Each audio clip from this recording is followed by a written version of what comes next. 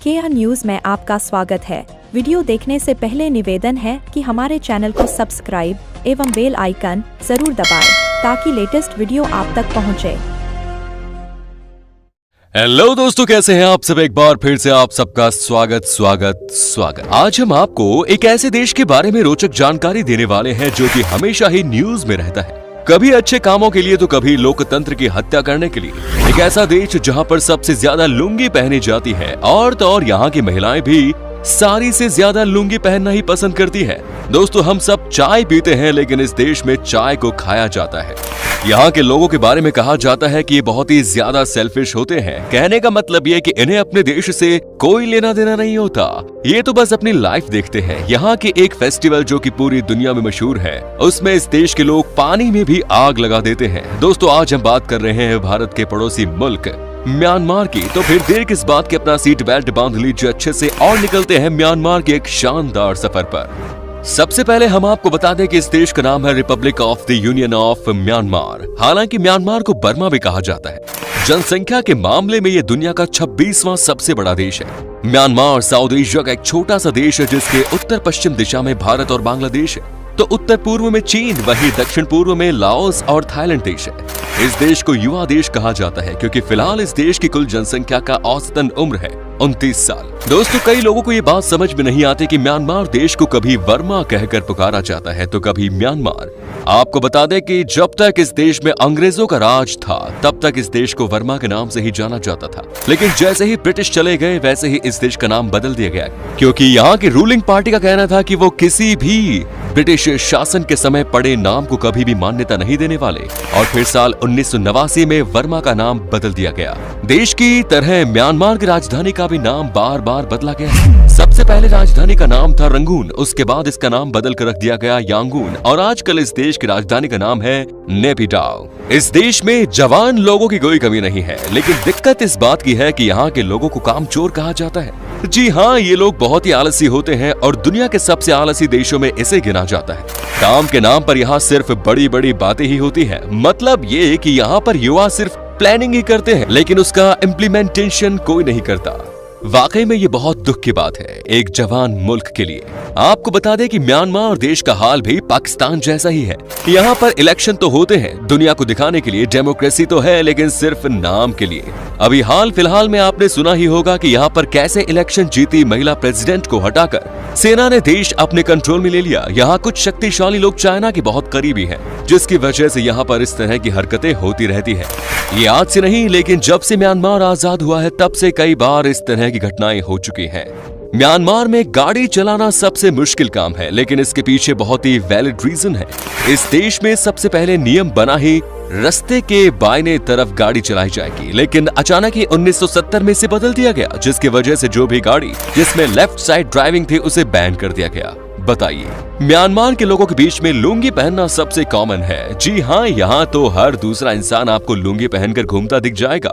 यहाँ के लोगों का मानना है कि लुंगी से ज्यादा कंफर्टेबल ड्रेस कुछ है ही नहीं, और साथ ही साथ वेंटिलेशन के लिए ये परफेक्ट ड्रेस है। दरअसल ये यहाँ का कल्चर है। यहाँ के लोगों का मानना है कि अगर आप लुंगी पहनते हैं तो आपका काम फटाफट बनता है। इतना ही नहीं, आजकल तो ऑफिसेज में भी लुंगी पहनकर ही लोग जा रहे हैं। दुनिया भर की बात करें तो ये देश खाने के मामले में बहुत सस्ता है। आप यहाँ के बड़े से बड़े रेस्टोरेंट में 100 रुपए के अंदर जी भर कर खाना खा सकते हैं। इतना ही नहीं, कई रेस्टोरेंट में आपको 2 समय का खाना भी देता है, सिर्फ 100 रुपए में ही, वो भी बहुत ही अच्छा। दोस्तों, वैसे तो दुनिया भर में चाय को पी जाती है, लेकिन म्यांमार के लोग चाय को खाते हैं। जी हाँ, आपने बिल्कुल सही सुना। दरअसल बात यह है कि यहाँ की नेशनल डिश ही चाय की पत्ती से बनती है, जिसका नाम है लहपेट थोहक। इसमें पत्ती को सड़ाया जाता है और उसके बाद खाया जाता है। कहा जाता है कि ये ना सिर्फ स्वाद में उत्तम है बल्कि आपकी सेहत के लिए भी बहुत अच्छी चीज है।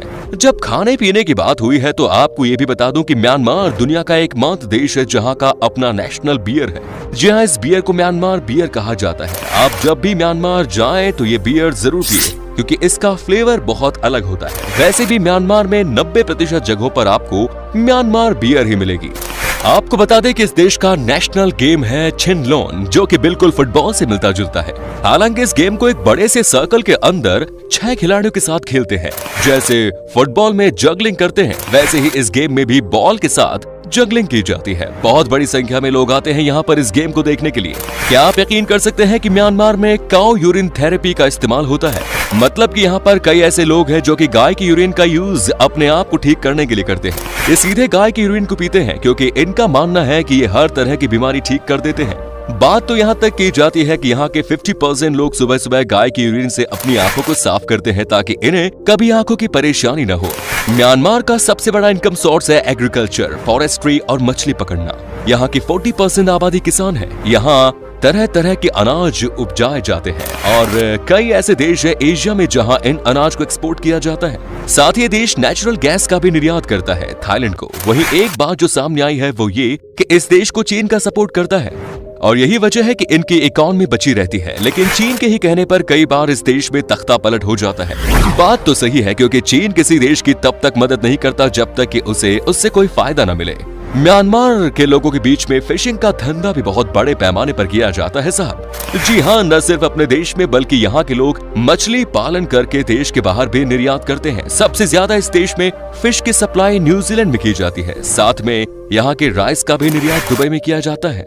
एक बड़े फेमस वेबसाइट के मुताबिक म्यांमार घूमने के मामले में दुनिया का तीसरा सबसे बेहतरीन देश है। यहाँ पर तभी तो लाखों की संख्या में सैलानी आते हैं और इसीलिए टूरिज्म भी इस देश की जीडीपी में बड़ा योगदान देता है। म्यांमार की 89% जनता बौद्ध धर्म को मानती है। भारत से शुरू होकर बौद्ध धर्म आज पूरी दुनिया में फैल गया है, लेकिन म्यांमार में उसके अनुयायी बहुत ज्यादा है। आपको यहाँ पर हर जगह ही भगवान बुद्ध की प्रतिमा मिल जाएगी। यहाँ पर एक से बढ़कर एक खूबसूरत भगवान बुद्ध के मंदिर है जहाँ हजारों की संख्या में लोग आते हैं। लेकिन सबसे चौंकाने वाली बात यह है कि इस देश में 89% लोग भगवान बुद्ध को मानते हैं, लेकिन लगता है कि उनके दिखाए गए रास्ते पर चलना इनके बस की बात नहीं। दरअसल यहाँ पर हद से ज्यादा आंदोलन होते हैं। म्यांमार में हिंसा बहुत ज्यादा है और साथ ही यहाँ पर एक दूसरे को चूना लगाने के काम भी खूब होते हैं। कहने का मतलब ये है कि म्यांमार देश में बहुत सारी ऐसी चीज हैं जो कि नहीं होनी चाहिए, लेकिन फिर भी यहाँ पर खुलेआम होती है और इन्हें रोकने वाला कोई नहीं है। एक चौंकाने वाली बात जो म्यांमार देश के बारे में है वो ये कि इस देश की 30% महिलाएं शादी नहीं करती। उन्हें शादी जैसे रिश्ते पर विश्वास ही नहीं है। सबसे बड़ी बात तो ये कि यहाँ के बहुत सारे पुरुष भी शादी के बंधन में नहीं बंधना चाहते। दोस्तों, म्यांमार की महिलाओं के गाल पर आपको हमेशा ही एक खास क्रीम लगी हुई मिलेगी। 24 घंटे ये क्रीम महिलाओं के गाल पर दिखेगी।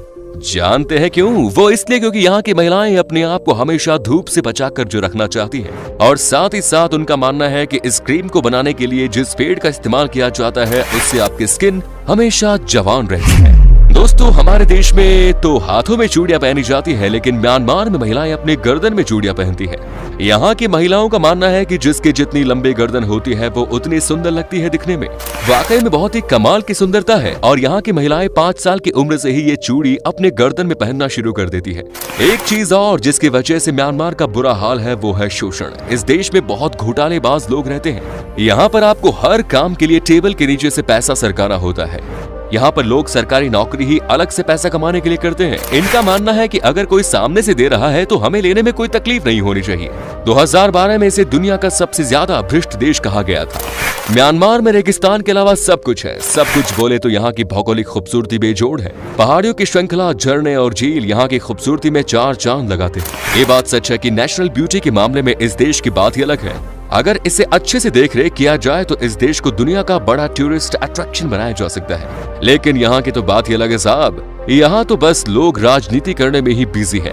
म्यांमार में अप्रैल के महीने में नए साल का स्वागत किया जाता है। साथ ही आपको बता दें कि म्यांमार में वाटर फेस्टिवल मनाकर लोग नए साल का स्वागत करते हैं। ये यहाँ का सबसे पॉपुलर फेस्टिवल है। यहाँ पर हजारों की संख्या में लोग आते हैं और मस्ती करते हैं। यहाँ पर बड़े बड़े फुव्वारे लगाए जाते हैं और उसके बाद लोगों की मस्ती शुरू होती है। सुबह से लेकर शाम तक यहाँ के लोग खूब पानी में मस्ती करते हैं। वैसे दोस्तों, इस फेस्टिवल को देखने के लिए बाहर देशों से भी लोग आते हैं। म्यांमार में HIV एड्स की बीमारी बहुत ज्यादा संख्या में फैली हुई है। यहाँ की महिलाएं बहुत सारे गलत कामों में भी इन्वॉल्व होती हैं, जिसकी वजह से यहाँ पर इस बीमारी को बढ़ने से रोकने में यहाँ की सरकार पूरी तरह से नाकाम रहती है। तो चलिए दोस्तों, अब हम आपको बताते हैं कि क्या है यहाँ का वीजा प्रोसेस। बता दें कि आपके पास अगर सारे डॉक्यूमेंट्स मौजूद हैं तो आपको वीजा 3 दिन के अंदर मिल जाएगा। म्यांमार घूमने के लिए 6 से 8 दिन में लगभग 30,000 रुपए खर्च करने होंगे। दोस्तों, म्यांमार की करेंसी म्यांमार क्यात है, जिसकी वैल्यू है लगभग 0.042 भारतीय रुपीज। और दोस्तों, ये था म्यांमार। तो कैसा लगा बताइए कमेंट्स में। क्या कभी आपने विजिट किया इस देश की, और अगर की है तो अपना एक्सपीरियंस हमारे साथ शेयर जरूर करें। उम्मीद है आपको ये एपिसोड पसंद आया होगा। अगर आया तो लाइक कीजिए, शेयर कीजिए, कमेंट्स कीजिए और ऐसे ही इंटरेस्टिंग वीडियोस देखते रहने के लिए चैनल को सब्सक्राइब कीजिए। धन्यवाद। चैनल को लाइक करें, सब्सक्राइब करें और कमेंट करें, शेयर करना ना भूलें।